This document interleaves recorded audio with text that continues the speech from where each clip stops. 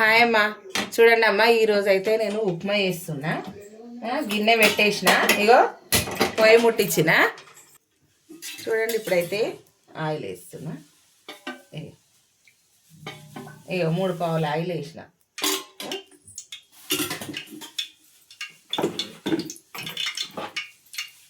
కొద్దిగా నెయ్యి వేసుకున్నాం కొంచెం.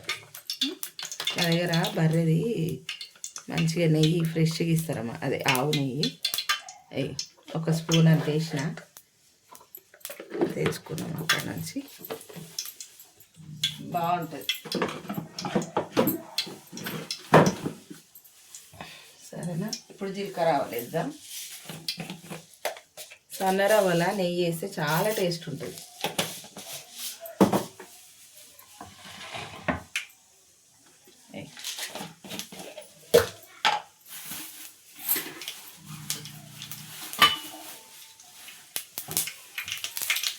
చూసారా, మంచిగా వేస్తున్నా.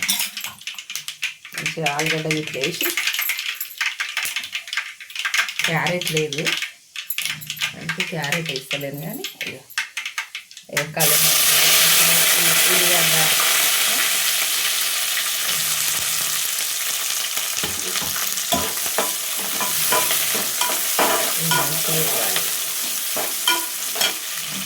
ఇప్పుడు శనగపప్పు, మినపప్పు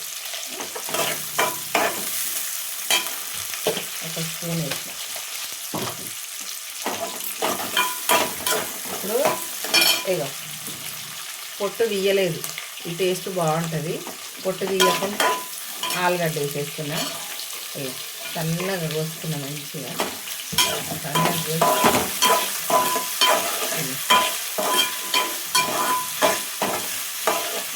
బాగుంటుంది టేస్ట్. క్యారెట్ ఉంటే క్యారెట్, బఠానా అవి కూడా వేసుకోవచ్చు. ఇప్పుడు లేవన్నీ వేస్తలేను. మంచిగా వేగుతుంది. ఇప్పుడు టమాటా కూడా వేస్తా. చూడండి, ఇగో ఆలుగడ్డ మంచి కలర్ వచ్చింది చూసారా. ఇప్పుడు ఇలా టమాటా కూడా వేసుకున్నా. ఇగో ఒక ఇంత సైజు, నిమ్మకాయ సైజు 3 టమాటాలు తీసుకున్నా.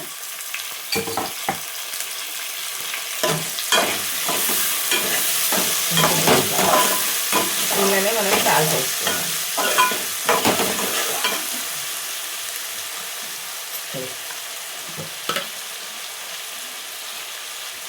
ఇదో సాల్ట్ ఒక చిన్న స్పూన్ అంత వేసిన, సరిపోతుంది.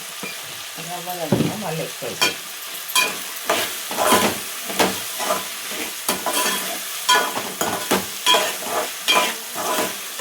మంచిగా అవుతుంది, టేస్ట్ బాగుంటుంది ఇట్లా.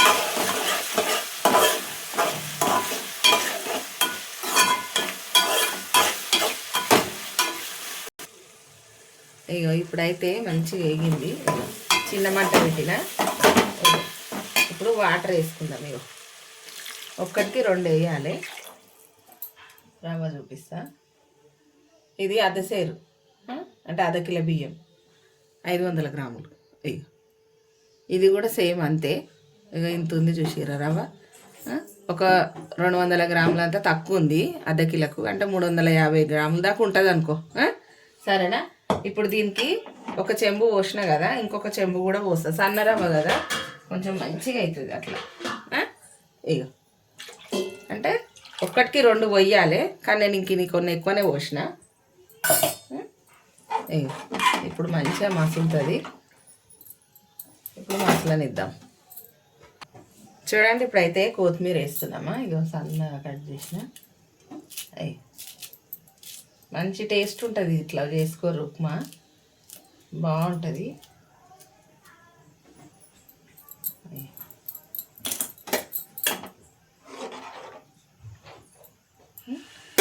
మసలనిద్దాం ఇప్పుడు. చూడండి, ఇక మంచిగా మసులుతుంది చూసిరా. కలర్ఫుల్ ఉప్మా. ఇప్పుడు కొంచెం సాల్ట్ సరిపోయిందా చూసుకుందాం.